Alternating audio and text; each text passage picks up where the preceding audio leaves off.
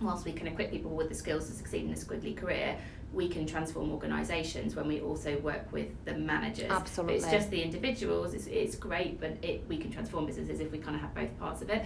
Now that manager piece is really important, and I always think that management is a responsibility. It is not just a role. Yeah. A great manager has the ability to help somebody fulfill their potential now and in the future.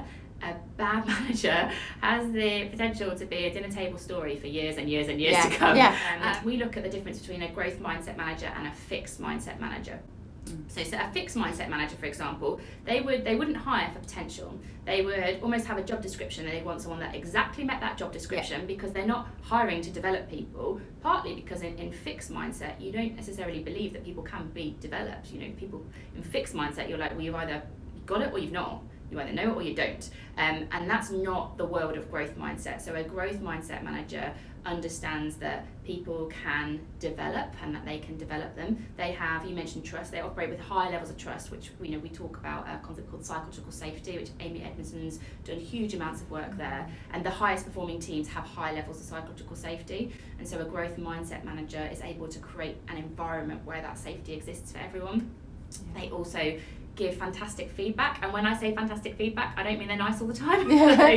But they have, another term that's useful to look into is radical candor. They are able to give firm, fair, frequent feedback that helps people to be their best, and people know where they are, and they also get that from other people. So they create a culture where this feedback can thrive. They create a team of learning. Learning doesn't just have to come from HR or the learning and development, it can come from each other. There's so many organisations that we work with that have really innovative ways of unlocking everyone's knowledge so that they can share it with each other. You're probably going to say something wrong at some point, and you just probably are, because maybe you didn't know that or you weren't thinking.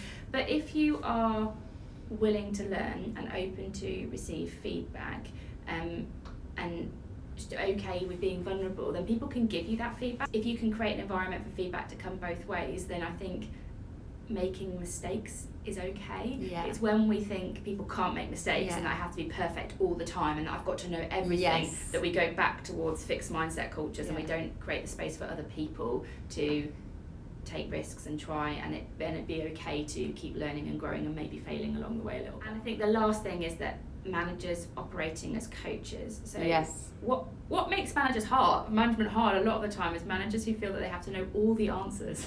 That's a really hard way of doing management. But when managers operate as coaches, they can help other people get to their solutions through brilliant listening and really insightful questioning. They can help people to help themselves, which is such a cliche, but it really works, and it's a different skill set entirely, and it takes some confidence as a manager to do that, because you don't have some of the same instant rewards you get when you feel like you've solved a problem or I've done great there, I've given them the answer, and it's not quite as rewarding in the short term, but it's a really meaningful skill. So that's what we do. We can help organisations to transform if we can help individuals have the skills to succeed in a squiggly career and create managers who've got a growth mindset approach to how they manage.